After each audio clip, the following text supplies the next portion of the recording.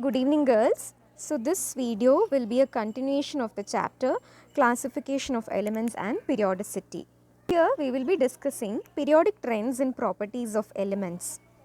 Periodic properties are nothing but the properties which repeat after a certain regular interval. Okay. For example, now if I am arranging few numbers 1, 2, 3, 4, 5, 6, 7, 8, 9, 10, 11, 12. 13, 14, 15, 16. Okay, so if I am arranging these numbers like this, then all these numbers in the first column will have a similar property. Okay, and these numbers in the rows will have a similar property. Okay, so periodic properties are nothing but when elements are arranged in the order of increasing atomic number, they see that there is repetition in the properties. Okay, so those are nothing but periodic properties, which the properties which repeat after a certain regular interval when elements are arranged in the increasing order of atomic number are called as periodic properties. Okay, here we will be discussing the trends in few physical properties. Okay, that is atomic radius, ionic radius, ionization enthalpy, electron gain enthalpy and electronegativity. Okay, first we will understand what are these terms and then we are going to discuss the trends. So first we will start with atomic radius. So what is atomic radius? So in the name itself it says that it is the radius of an atom. So if you have an atom, the radius is nothing but atomic radius. Okay, you can even tell it as atomic size. Both are same, atomic size or atomic radius. Okay, so now atomic radius is nothing but the distance between the center of the nucleus and the outermost shell having electrons. Okay, so in an atom can have a nucleus, okay, and then it can have shells, right? So the distance between this nucleus and the shell which has electrons is called atomic radius. Okay, practically it is not that easy for us to get the atomic radius. It is difficult for us to calculate the atomic radius due to the following reasons. Okay, number one, the size of an atom is very small. Okay, due to its small size, it is very difficult for us to get the atomic size of an atom. Okay, or the atomic radius of an atom. Okay, and the second reason is the electron cloud surrounding the atom does not have a sharp boundary. In reality, you don't have a definite boundary for an atom. Okay, we don't know exactly where this shell ends. Okay, it is not that sharp, the boundary. Okay, it is an electron cloud. Okay, so since it does not have a sharp boundary, we cannot exactly measure the atomic radius, that is the distance from the nucleus to the shell. Since this shell does not have a sharp boundary, we cannot, it is difficult for us to measure the atomic radius. So there is a way to measure the atomic radius. So as you all know, atoms exist in the form of molecules or ions, okay, monoatomic or diatomic, or in some cases like in the case of noble gases, they exist as monoatomic atoms. Okay, they don't combine with any other atoms, but there are some atoms which will combine with another atom to form a molecule, right? So you might know covalent bond, ionic bond, you would have learnt all this, right? So we can, instead of measuring atomic radius, we can measure the covalent radius or the metallic radius or the van der Waals radius of an atom. Okay, so as you all see here, so there are three pictures here, right? The first one gives you the covalent radius. So a covalent bond is formed by sharing of electrons, right? So when two electrons are shared between two atoms, we get a covalent bond. Okay, so you can measure the distance between the nucleus of those two atoms. Okay, and this will be the diameter. So when you divide this by 2, you will get the covalent radius of an atom. Okay, So this, you can do this for covalent molecules. If the bond formed is a covalent bond, then we can do this. Okay. Now if it is metallic, then it will be a, mostly it's a solid, right? So atoms are, so in a metal, these are all positively charged and the electrons are moving here and there. Okay. So the positively charged ions. Okay. So you can measure the distance between the nucleus. Can you see this picture for metallic radius? So if you measure the distance between these two atoms, sorry, ions, and then if you can get the radius of that, okay, that will be the metallic radius.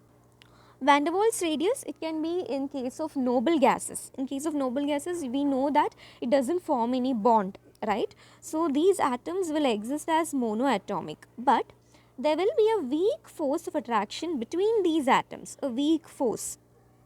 Okay, that force is called Van der Waals force. So for these type of elements, we can measure the Van der Waals radius. The definitions for covalent radius and metallic radius. Half covalent radius is nothing but half of the distance between the nuclei of two covalently bonded atoms of the same element in a molecule. Two covalently bonded molecule, half of this distance will give us the covalent radius. Okay.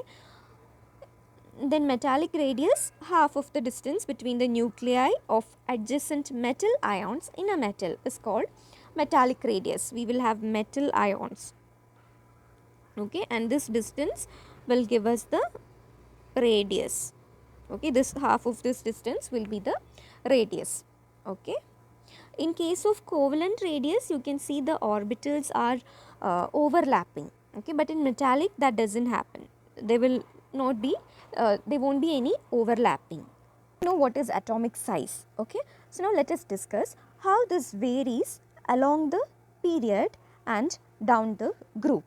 Okay, so first we will see variation of atomic size in a period. So you know that a period is nothing but a horizontal row. Okay, horizontal row is nothing but a period and vertical column is nothing but a group. Okay. So here you see some of the elements, like the first second period is given here: lithium, beryllium, boron, carbon, nitrogen, oxygen, fluorine. Okay, a period is given here, and then the next period is also given, that is the third period: sodium, magnesium, aluminum, silicon. Okay, so the third period is also given. So now, how does this atomic size vary in a period? Does it increase or decrease? Okay, so if you see the values given here, it is 152. Then it is 111, 88, 77, 74. That means as you go across the period, the atomic size is decreasing. Okay, so that means, so this is lithium, beryllium, boron, carbon, nitrogen. So the size is decreasing as you go along the period. Okay, so what will be the reason for this? Okay, the reason, within the period, the outer electrons are in the same valence shell and the effective nuclear charge increases. Okay, so now if you see, along the period, new shells are not added. Okay, so for the second period, if it's a second period, then which will be the last shell? It will be 2, right? 2s or 2p, last shell. Okay, so here new shells are not added. The shells are constant, but new positive charges are added. That is, the number of protons are increasing, right? Because the atomic number is increasing, so the positive charge is increasing, and it's the same number of shells. Okay, so when the positive charge is very strong, it will pull the electrons towards itself. Okay, so that is why the size is becoming small as you go across the period. Okay, so within the period, the outer electrons are in the same valence shell. Okay, so new shells are not added, it's just the same shell, but the nuclear charge is increasing, the positive charge is increasing, right? Because the atomic number is increasing. So due to this, there will be a decrease in the size. So have you see the graph which is given here? Okay, so the atomic number is increasing along this direction. Okay, and here it is atomic radius. So as the atomic number is increasing, what is happening? The number of protons are increasing, right? So as the number of protons increase, the positive charge is becoming more, but the number of shells are same in a period, right? So these will try to pull the electrons towards itself. Okay, so that is why the electron cloud shrinks and there will be a decrease in the size of an atom as you go across the period. Okay. So remember, the atomic size decreases across the period.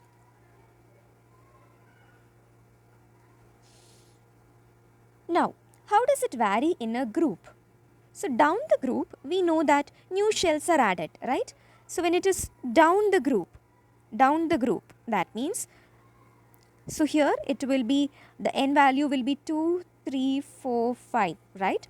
That means new shells are added, okay? So here, as you go down, the number of shells are also increasing. See, atomic number is also increasing, the nuclear charge is also increasing, but along with that, new shells are also added. Okay, so here what happens, when new shells are added, the electrons are far from the nucleus, right? Electrons are far. So this nucleus will not be able to pull the electron much effectively towards them. So that is why the size increases as you go down the group. Also, there is another reason. See, for this elements which are at the bottom, they will have electrons, they will have inner electrons, right? The electrons which are already present in them, like these electrons in the inner shell. So these electrons, they are trying to shield. Okay, so they are trying to shield the outer electrons. So due to this, the nuclear charge is not reaching the outer electrons. Okay, so due to these reasons, as we go down the group, the size of an atom will increase. Across the period, it is decreasing. If it's down the group, the size is increasing. Okay, so the reason for increase in the size down the group is given here. Okay, because the inner energy levels are filled with electrons which shield the outer electrons from the pull of the nucleus. Okay, and that is not the only reason. As you go down, new shells are also added. Okay, principal quantum number n is increasing, right? N will be 1, 2, 3. N value is increasing, that means new shells are added. Okay, also there is shielding effect. So these are the two reasons for the increase in the size of atoms as we go down the group. Okay, you can see the graph which is given here. So here two graphs are plotted. This is for the alkali metals and this is for the halogens. This is for halogens and this is for alkali metals. Okay, so lithium, sodium, potassium, rubidium, cesium. So you see that the atomic size is increasing, right? Atomic size is increasing as the atomic number is increasing. Here also atomic size is increasing. So keep in mind, atomic radius, how does it vary along the period? Along the period it decreases and down the group it increases. Discussed the atomic radius and the variation of atomic radius along the group and across the period. Okay, next we will move on to ionic radius. Okay, so ionic radius. So before seeing what are ionic radius, let us see what are ions. Okay, so how are ions formed? Ions are formed when you add or remove an electron from an atom. Okay, so from an atom, when you add or remove an electron, an ion is formed. Okay, and the ion formed, you will call it by a different name when you're removing an electron and when you're adding an electron to it. Okay, that means, for example, now if we have sodium atom, and if we are removing one electron from sodium atom, then we will get Na plus. This will be a cation. This will be nothing but a cation. Okay, because it has a positive charge. How is it getting positive charge? Because sodium atom will have 11 electrons, right? It will have 11 electrons, and from 11 electrons you are removing one electron. So from 11 negative charges, you are taking out a negative charge. Okay, and sodium will also have 11 protons. It will have 11 protons and 11 electrons, right? So from this you are removing an electron. At that time what happens? It will have 10 electrons and 11 protons. Okay, so 1 plus charge will be more. So that is why we write Na plus, and this is a cation. Okay, now if you are adding an electron, for example, if I have Cl, okay, chlorine atom, and to this I am trying to add one electron. Okay, when I add one electron, this will get a minus charge. It will become Cl minus, and this is called anion. Okay, so when it has a negative charge, we call it an anion. When does it get a negative charge? When we are adding an electron. When it gains an electron, it will form an anion. Okay, now this ionic radius will also follow the same trend as of atomic radius. Okay, here we just have to measure the distance between the ions. So if it is sodium chloride, this will be sodium and this will be chloride ion. This will be positive and this will be negative. Okay, so if we measure the distance between these, we will get the ionic radii. Okay, but the trend followed is same as that of atomic radius. Okay, that is, along the period the size is decreasing and down the group the size is increasing. Okay, so there is one more thing that to be known. The size of parent atom and the cation. Parent atom is nothing but the neutral atom. Okay, sodium. Now this is sodium atom. This is the parent atom. Okay, from this, when we remove an electron, we get Na plus. Okay, now if you are comparing the size of this parent atom and this cation which is formed, cation will have a smaller size. Okay, that's because in the parent atom it has 10, sorry, in the parent atom it has 11 electrons and 11 protons. So these 11 positive charges are trying to pull the 11 electrons towards it. Right, this is the parent atom. Now in cation, that is Na plus, we have 11 positive charges which is trying to pull 10 electrons close to it. Okay, so this will be much more easier, right, because the number of electrons are reduced. So what happens, these 11 positive charge will pull the electrons much more closer than the parent atom. As a result, the size of the cation will be smaller than the size of the parent atom. Okay, so some examples are given here in the picture. So lithium, so this is the parent atom, this is the cation formed. Cation size will be smaller than the parent atom. So the size was 152 and it reduced to 60 picometer when it became a cation. Similarly for sodium, the size was bigger, then it reduced. Potassium, smaller size. Okay, now for anion, in the case of anion, what are we doing? We will have the parent atom. Okay, for example, if it is fluorine, the atomic number is 9. So it will have 9 electrons and 9 protons. Okay, now if we are trying to add one electron to fluorine, then the number of electrons will become 10. 10 electrons and 9 protons. Okay, so in the first case, that is in the parent atom, there were 9 positive charges which was trying to pull 9 electrons towards it. Now we have 9 positive charges which are trying to pull 10 electrons towards it.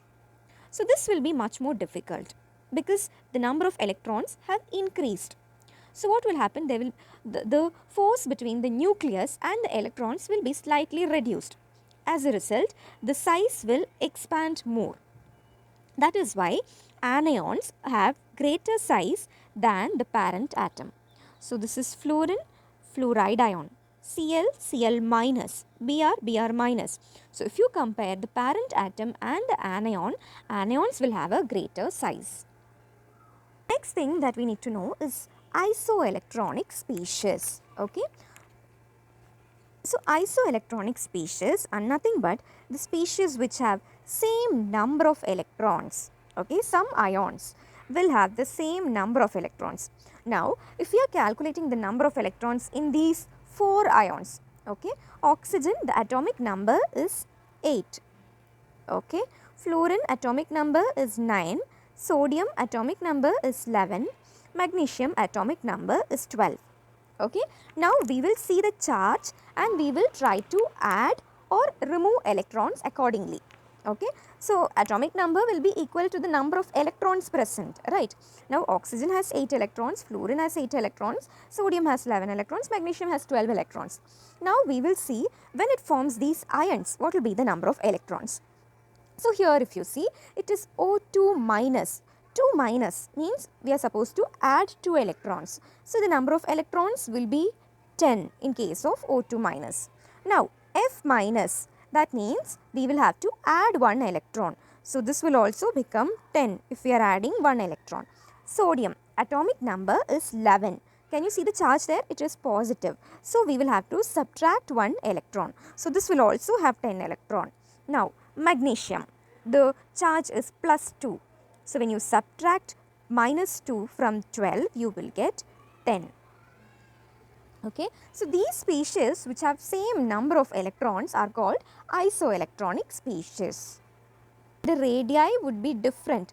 So even though all these species have 10 electron, that doesn't mean that all these will have same size.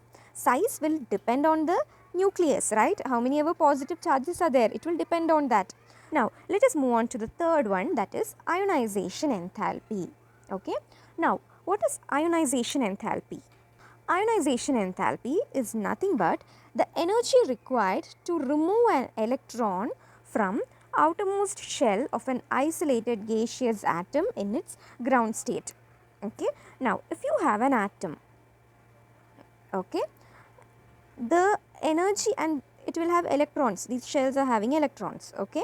Now if we are removing an electron from this, then the energy which is required to remove this electron is nothing but ionization enthalpy. Okay. I cannot remove an electron easily from an atom because there is an attraction between the nucleus and the electron, right? This nucleus is holding the electron with a force, right? So to overcome that, I will have to supply energy. Only then I will be able to remove an electron. Okay. So that energy which I supply to remove an electron is nothing but ionization enthalpy. Okay. So it is nothing but the energy required to remove an electron from the outermost shell of an isolated gaseous atom in its ground state. Okay.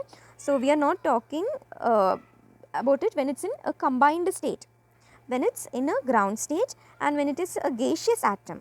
Okay, that is how we define ionization enthalpy. So always if we are removing electron, then we are supposed to give energy. Energy is always required to remove electron. Okay. So if a particular work has to be done, then we are supposed to supply energy. Okay. So here we are giving energy in order to remove that electron from the outermost shell.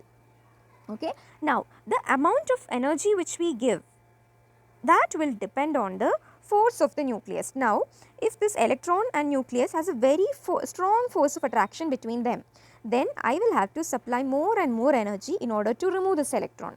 But if the force of attraction is very weak, that is if the nucleus and the electron is very far, then I can easily remove this electron by supplying little amount of energy. Okay. Now have an atom X. Okay. From this I am trying to remove an electron. So I will get X plus electron.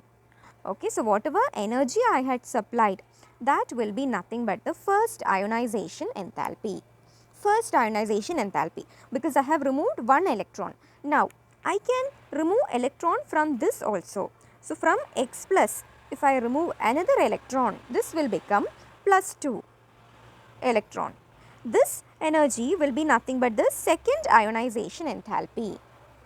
And always the second ionization enthalpy will be higher than the first. Okay. Why?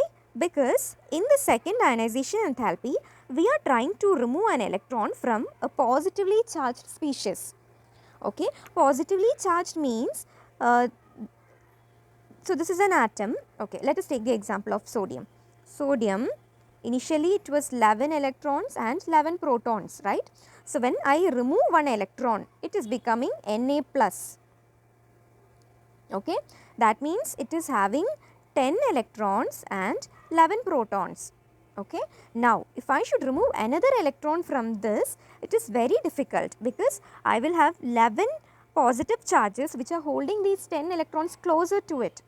So, I will have to supply more energy than the first case, okay, in order to remove the second electron. So, remember always the second ionization enthalpy will be higher than the first one, okay, and the third ionization enthalpy will be higher than the second ionization enthalpy. In case of aluminum ions, no, Al3 plus, we can remove 3 electrons. So, in that case we will have first, second and third ionization enthalpies.